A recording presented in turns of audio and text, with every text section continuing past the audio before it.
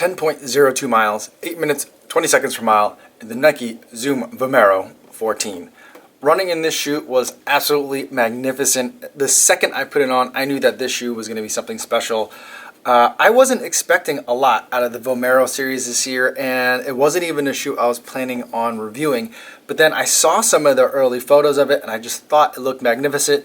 And then holding it in hand, it is a beautiful shoe. But I'm a little bit conflicted on it. I can't tell if this is a really advanced shoe or a really old-looking shoe, depending on how I look at it. Because when I look at it, I can see remnants or see like the vestiges of other shoes. So in a lot of ways, it kind of makes me think, like, if I had just seen this, if I hadn't known what was in it and I just saw it on the shelf in a shoe store, I would think that this was some sort of knockdown version shoe, because the heel kind of looks like the Pegasus Turbo back here. The cabling, the fly wires that it has, kind of looks like the Zoom Fly version 1. And then the upper kind of looks like a Pegasus, although there's some slight differences. There's a little extra something here right at the toe, and it seems a little bit thicker than the material on the Pegasus as well. So none of this really screams premium to me. It has listed on the side, it has this like extra thick like TPU Nike swoosh with some ridges in it. I think this end piece here is reflective, and it says it has zoom inside. It's full length, and even lists a patent number, which, as far as I know, that's the first time Nike has listed a patent number on the side of any of its shoes. And then it's just engineered for long distance, so it's kind of like trying too hard in a lot of ways. The outsole of the shoe also looks a little bit weird. It reminds me a lot of the Pegasus. The Vomero outsole, I think in previous years, also had an outsole that was very similar to the Pegasus, so that's not completely new. We've got some hexagons here that are elongated and stretched, but they're at an unusual angle here, and I don't know if that's just to make it look different or if it's because it's engineered for long distance, that this is a tread pattern. Alternating it in this way is better for the way a long distance runner strikes. I'm not sure. It's got this huge channel in the middle, which is a little bit distracting. But the good news on this is that they've got a full-length Zoom air pocket in there, which I'm a huge fan of. When we saw that in both the 34, I think was the first year we saw that in a Pegasus, and in the 35 this year. And we've got it here full-length in the Vomero, which I think is the first year that we've seen a full-length Zoom air unit in the Vomero. Last year's, I think there was 2 Zoom air pockets, one in the heel and one in the forefoot, but nothing in the middle here. Now we've got one full-length Zoom air pocket, and we've got React foam in here versus Cushlon. And I have been kind of mixed on React foam. When the Epic React first came out, I thought it was interesting, but I didn't love it.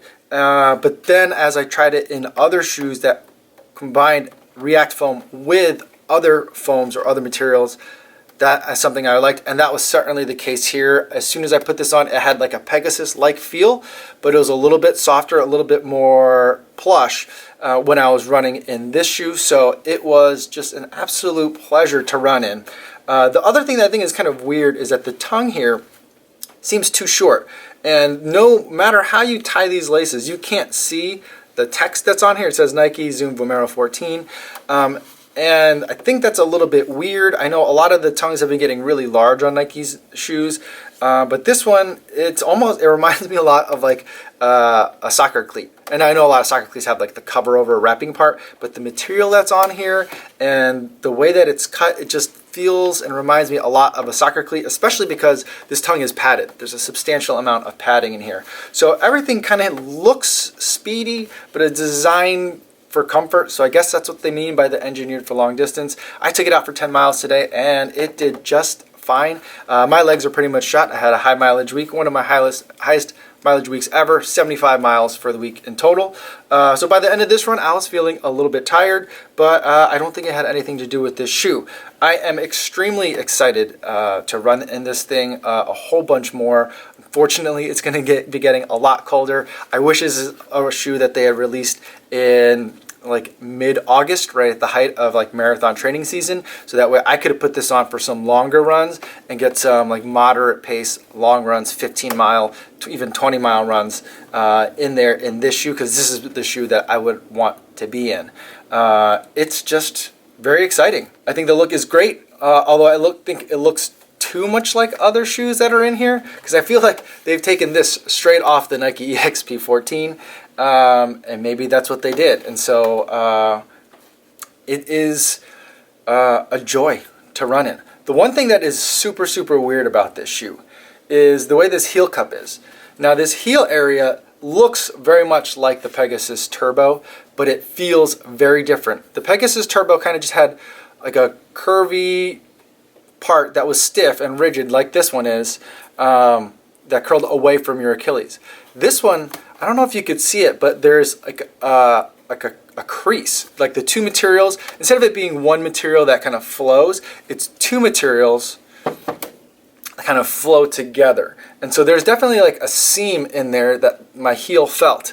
And so this back area, it's very, very padded, and extremely stiff up here too. So I know that sounds kind of like two opposite things, but very stiff, but very padded all around here, and especially back here too. And it gave me a sensation that, number one, like my Achilles was in like a little bit of a butt crack back here. And number two, this heel area was probably one of the loosest of all of the Nikes that I've run in this year.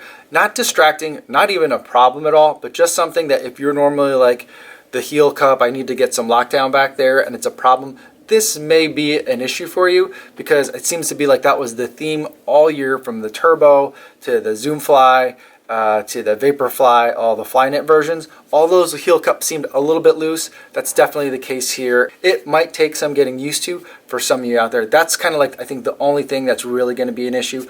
Otherwise, the rest of the shoe is just about darn perfect. I think this is going to be a great everyday trainer. I wish I could run in it all winter long, but I think it's going to get too cold and messy here in Chicago for that. But once it warms up again, I'll definitely put a lot of miles in this. I'm still probably going to try and figure out a way to get a lot of miles in this shoe anyway, because it's pretty exciting. And if my first impressions of this shoe hold up through the life of this shoe, this is easily going to be one of my favorite shoes of the year. But before I go for today, I want to talk about today's charity runner. Today's charity runner is Ryan Chio. He's going to be running the 2019 Boston Marathon for the American Liver Foundation. They provide funding for research and patient services for people who are afflicted with liver disease. Ryan's going to be running his 6th world major.